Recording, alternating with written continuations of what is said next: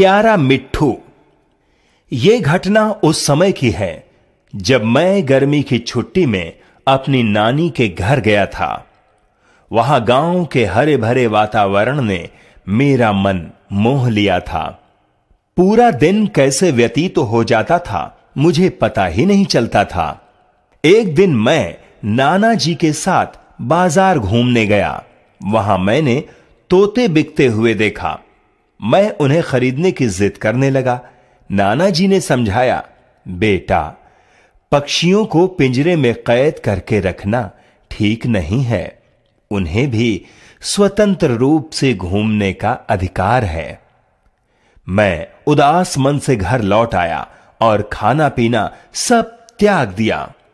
मेरी तो एक ही जिद थी, मुझे तोता पालना है। मेरी जिद देखकर नाना जी तोता ले आए। तोता देखकर मैं प्रसन्नता से नाच उठा। मैंने झट से उसके पिंजरे में उसके खाने के लिए हरी मिर्च, अमरूद और मूंगफली रख दिया।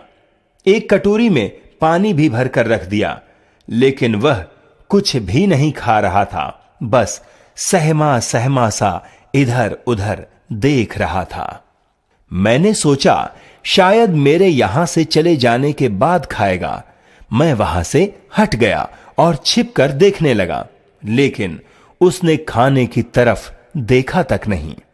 इस तरह 2 दिन व्यतीत हो गए, लेकिन उसका वही हाल था। मैं उससे बातें करने की कोशिश करता। मैंने उसका नाम मिट्ठू रख दिया था।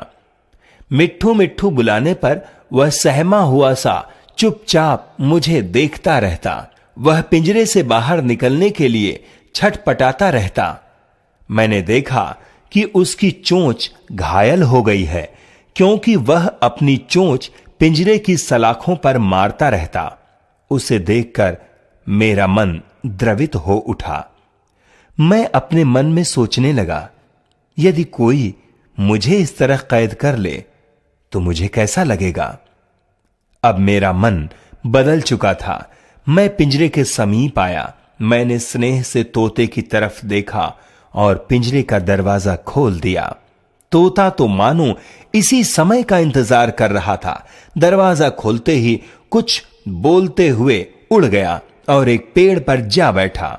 मुझे लगा कि वह मानो कह रहा है, थैंक यू, थैंक यू। नानी ने मुझे गले से लगा लिया और बोली, बेटा, तुमने बहुत ही अच्छा काम किया है। हमें किसी को बंधन में नहीं रखना चाहिए।